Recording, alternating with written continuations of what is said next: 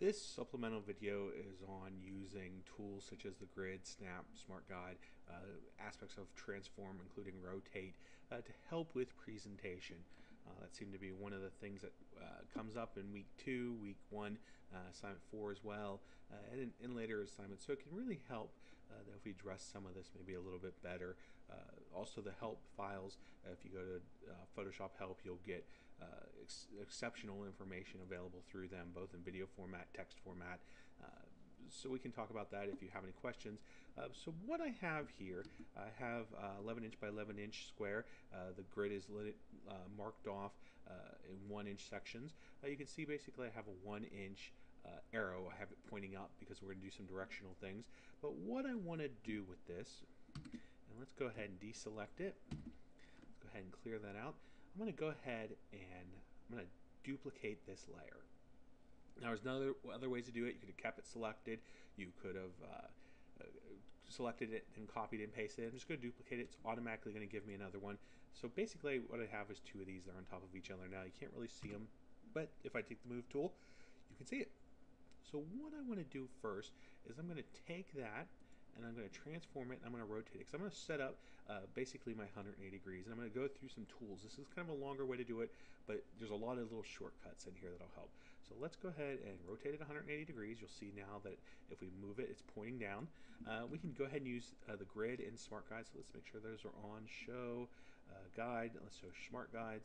So what smart guides will do is when we bring it back in, you can see that it's centered up. So you can see that those kind of magenta lines show up. They're kind of faint, but they'll help you organize things as you're moving them around. So let's go ahead and put it, I think that's about right there. So what we have now is we have them lining up basically on this vertical axis, and we can change the color of this red.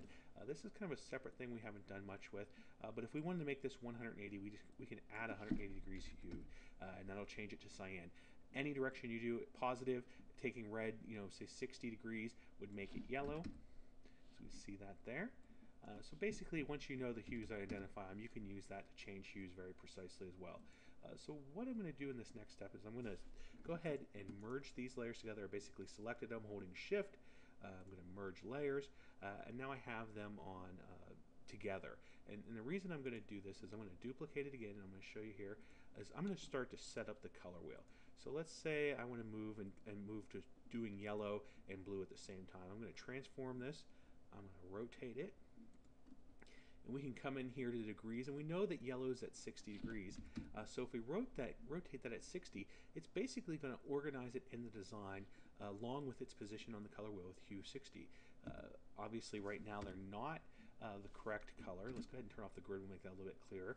But remember, if we bring up that hue saturation tool and we know how many degrees we want to change the colors, we can change them. And you'll notice that cyan went to blue. This is a relative change, so the cyan was added 60 degrees, excuse me there, which put it at 240, which is blue. The red was added 60 degrees, went towards yellow.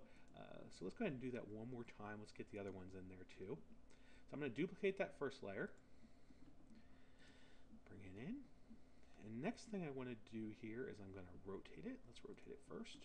So transform, and now since I'm starting from red, I'm going to have to rotate it this time 120 degrees to get the red in the green position. And hit enter to accept that change, and bring up my hue saturation tool one more time and add 120 to the red to get my green, also pushing the cyan towards magenta. From this point you can merge all 3 of these, do it very quickly. We're kind of running out of time here, but and I can go ahead and duplicate that, and then I can just move them 30 degrees, and you can do this for each set. It's pretty straightforward.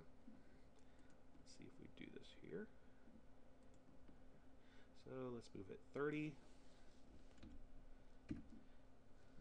accept that, Control U, we want to do a 30-degree change there.